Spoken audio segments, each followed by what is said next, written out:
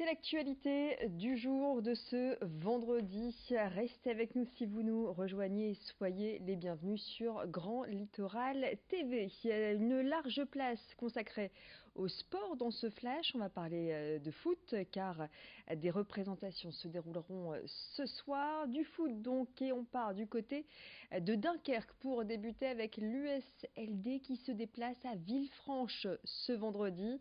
Après un succès contre Pau au stade Marcel Tribut et un score de 4-1, les Dunkerquois sont deuxièmes du championnat national. À la mi-temps, le score était de 1 partout avant une belle remontée de la part des Maritimes en deuxième période. Bon point pour les Dunkerquois, l'USLD est la meilleure attaque du championnat avec 16 réalisations en 8 matchs. Ils sont en tête du classement avec 18 points devant le FC Villefranche-Beaujolais, leur adversaire du jour. Les joueurs comme l'entraîneur s'attendent à un match difficile au vu de l'enjeu du match et de la diffusion télé, puisque la rencontre sera filmée par Canal+ Sport. Ouais, c'est sûr que souvent les équipes du haut, ils ont un buteur qui se détache un petit peu. Là, je crois qu'on est 3 à être à 4 buts et Nathan qui est à 3 buts juste en dessous. Donc ouais, mais ça prouve qu'on est bon collectivement cette année. Il y a pas, il y a des individualités, mais je veux dire, il n'y a personne qui essaye de se détacher ou qui essaye de jouer pour ses statistiques. Franchement, c'est un plaisir de combiner avec ces mecs-là. On a tous les profils, toutes les tailles, la vitesse, des joueurs de ballon, technique. Donc c'est un régal pourvu que ça dure. Et 4 buteurs se partagent l'affiche: Guillaume Bosca, Mohamed Bayo, Nathan Bizet et le milieu de terrain Dimitri Boudot que vous venez d'entendre. Je vous propose également d'écouter l'entraîneur de l'USLD à quelques heures de cette rencontre avec Villefranche. Il y a plein d'ingrédients qui font que ce match, on est un petit peu dans l'incertitude.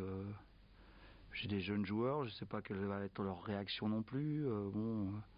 Voilà, comment ils vont aborder ça, cet enjeu, je ne sais pas trop, je suis un peu dans l'inconnu à ce niveau-là. Voilà, j'espère qu'ils sauront bien gérer ça et que ça va bien se passer. Voilà, c'est tout, c'est ce qu'on espère. Après, on est préparé, on sait à quoi s'attendre à Villefranche. Après, les aléas du match, on ne maîtrise pas tout.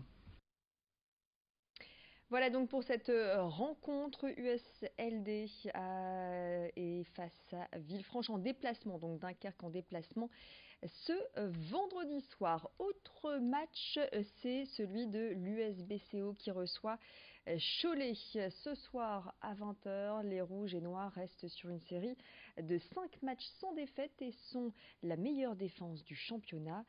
Performance réalisée notamment grâce à Ryan Frikesh qui, après avoir été sur le banc en début de saison, a été titularisé en défense lors des 3 derniers matchs.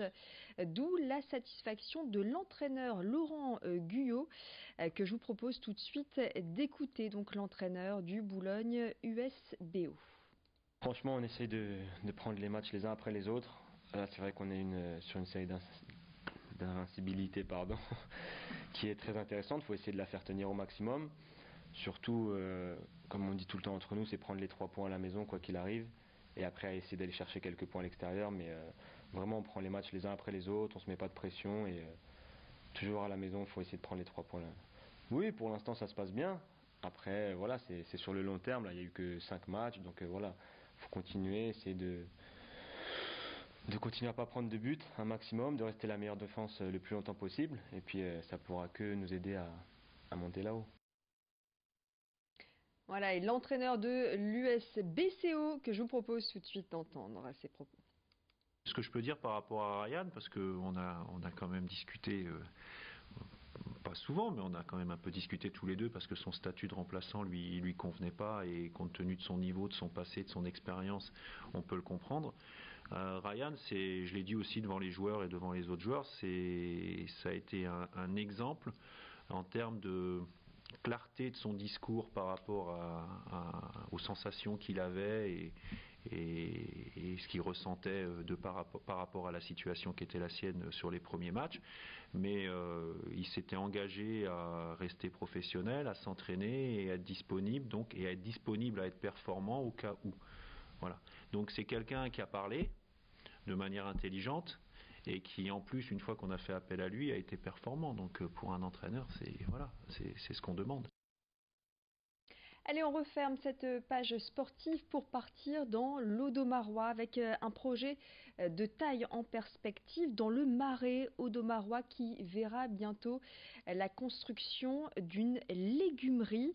Une légumerie que souhaitent lancer les Papillons Blancs, association qui accueille des personnes souffrant de handicap, surfant sur les circuits courts, les produits locaux. L'association Les Papillons Blancs s'est lancée avec le concours des collectivités territoriales dans la construction d'une légumerie qui devrait voir le jour courant 2020 et qui devrait employer une vingtaine de personnes souffrant d'un handicap mental. Je vous propose d'écouter le président de cette association, les Papillons Blancs, du côté de Saint-Omer, interrogé par Corentin Escaillé, qui nous en dit plus sur ce projet de légumerie. Après un atelier d'espace vert et un autre d'entretien des bâtiments, nous avons souhaité diversifier par la création d'une légumerie. Donc c'est un problème de diversification. Alors pourquoi une légumerie ? Eh bien une légumerie parce que nous sommes au cœur d'un magnifique territoire qui est celui du Marais audomarois. Et le Marais audomarois est un des derniers marais de France à être cultivé.